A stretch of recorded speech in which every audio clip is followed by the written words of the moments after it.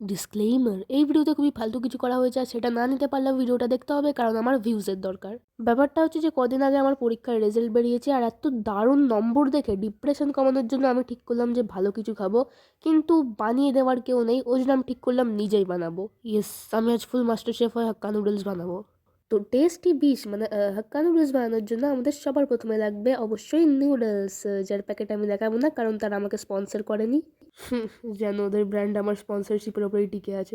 যাই হোক, এরপর নুডলসকে ভবিষ্যতের মতনই জলে ফেলে ফুটতে দিতে হবে।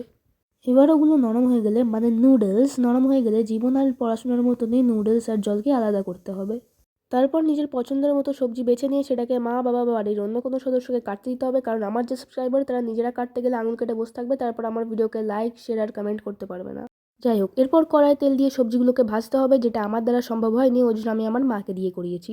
এরপর বন্ধুর কাটা ঘায়ের মতো নুডলসেও ছড়াতে হবে স্বাদ অনুসারে সোডিয়াম ক্লোরাইড এবং র্যান্ডম মশলা। এরপর তৈরি হয়ে যাবে আপনার সুস্বাদু বিষ মানে ভেজ হাক্কা নুডলস। এত সুস্বাদু নুডলস দেখেই আমার অ্যাসিডিটি হয়ে যাচ্ছে, জানি না খাবার পর কী হবে। যাই হোক, আমরা এরকম ফালতু কন্টেন্ট আপনার জন্য আনতে থাকবো, তার জন্য আপনাকে করতে হবে আমাদের চ্যানেলকে সাবস্ক্রাইব। তো আজকে এইটুকুনি, টাটা।